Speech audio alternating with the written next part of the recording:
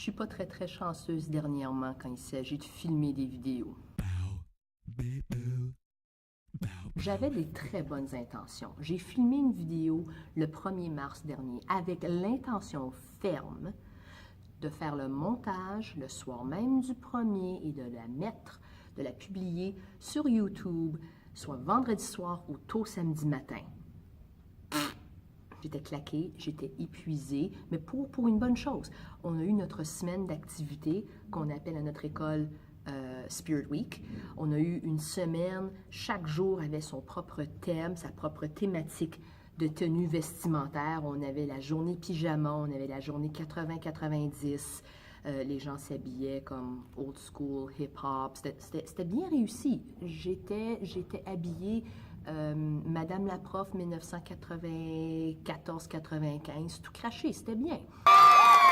Et on avait plein d'activités et le 1er mars, on avait une journée d'activités, des activités comme natation, on a une piscine ici à l'école, basketball, on a joué au hockey, il y a des élèves qui sont allés patiner à la patinoire locale. Donc c'était vraiment une journée intense, mais comme on le dit en bon anglais, j'ai-tu rushé un peu pour arriver là?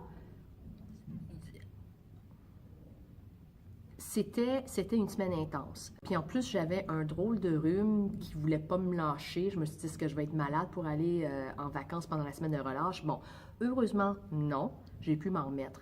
Mais toute cette semaine était une semaine un peu chaotique. Parce que je suis responsable de gérer différentes activités et de gérer les élèves, de s'assurer qu'ils font les tâches qu'ils doivent faire pendant cette semaine d'activité.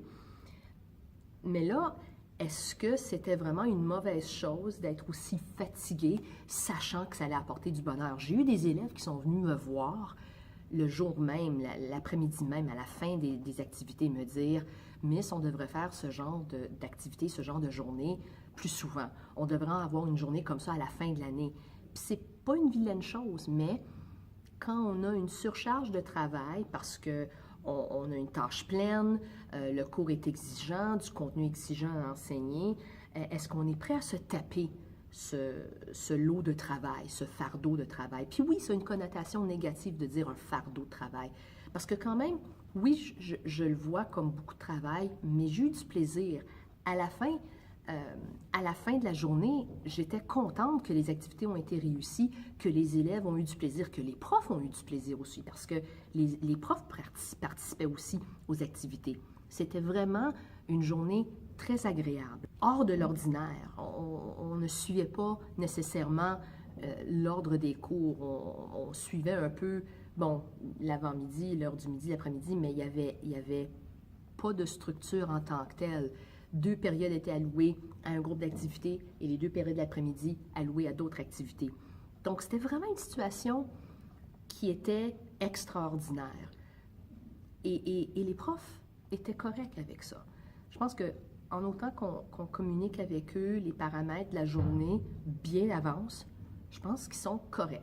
Je pense que les profs sont capables de gérer ce genre de journée, pourvu que ça ne survienne pas continuellement. Mais je pense que même les profs ont aimé ça. Donc, la grosse question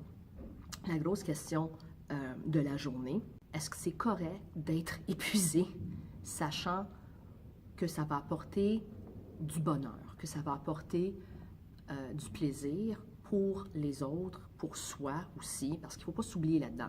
Si ça ne m'apportait pas un peu de bonheur, je ne ferais pas ce genre d'activité, je ne consacrerais pas autant d'énergie à planifier ce genre d'activité si ça ne m'apportait pas un peu de bonheur.